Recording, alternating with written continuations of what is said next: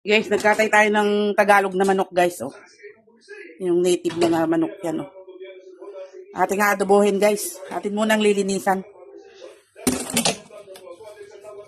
Kukuskusan natin ng oregano. Tapos asin.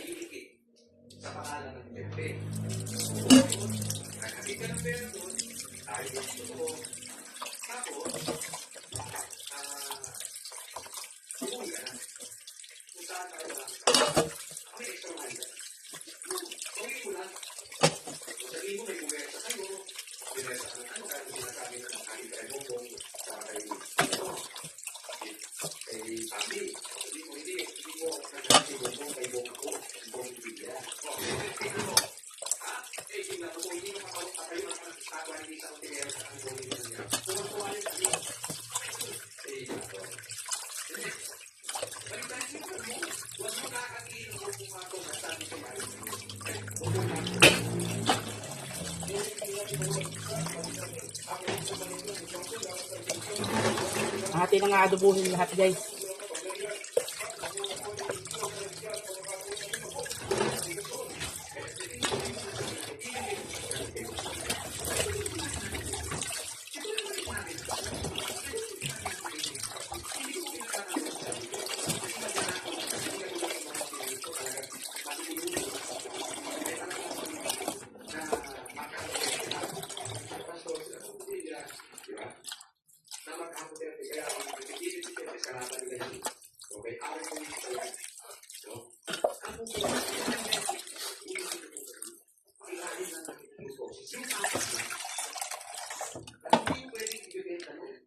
I-prito muna natin, guys, ng kaunti. Papupula-pulahin natin bago natin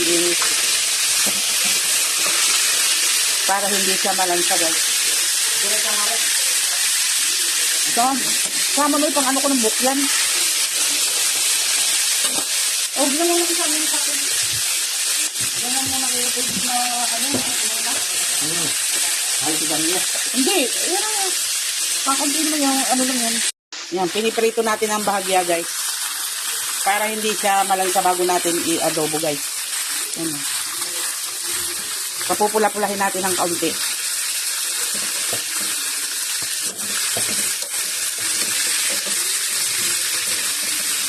Para maalis ang kanyang lansa.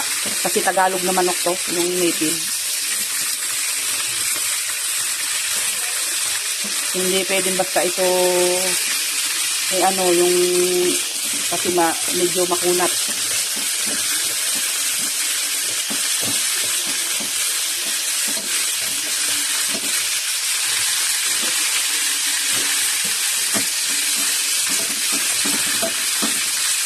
Tapos magigisa tayo ng bawang, sibuyas, toyo.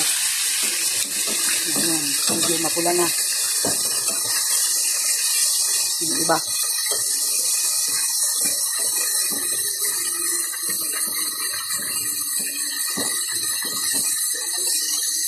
Yan, magigisa na tayo, guys, ng sibuyas, bawang.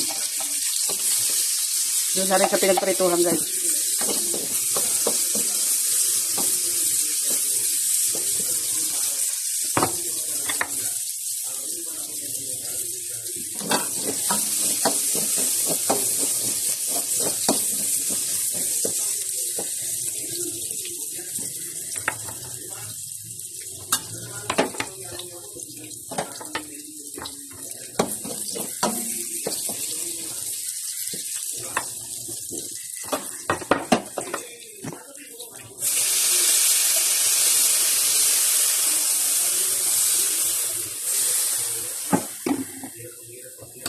Ito na guys.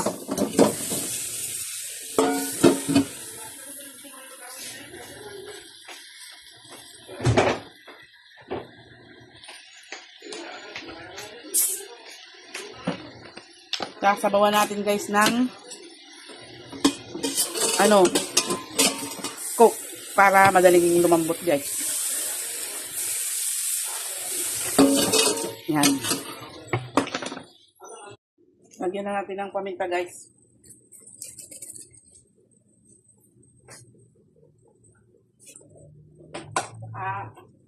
Suka guys, oh.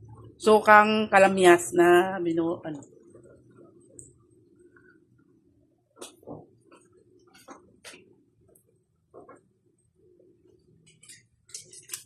Lalagyan natin ng kaunting magic. Malambot na yan guys.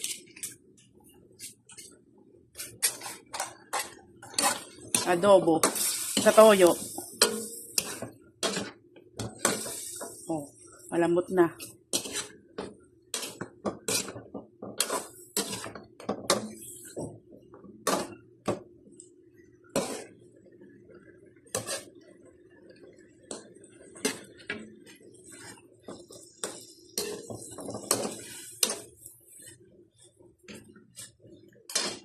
Natutusok na, oh.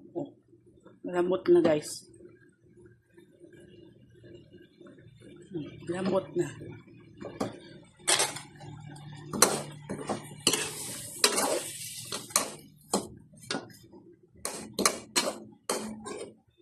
Malapot na ang sabaw. Hindi ko yan pinalaputan guys. Sadyang sa niya yan. Sa sabaw. Luto na yan guys. Pwede itong pambaon bukas sa pispan, no? Yan, oh.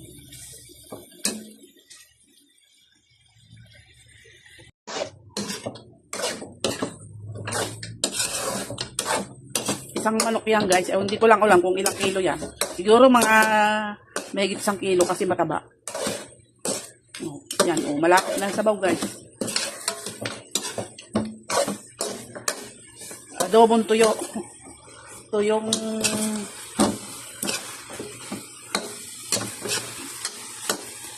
diba? May adobo na. Naglalangis na guys, oh. Kung saan lumabas na yung mantika ng manok.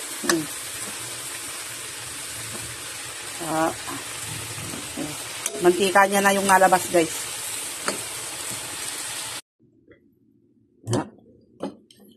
Tikpan natin guys. Wow, sarap guys, sarap. Okay, approve.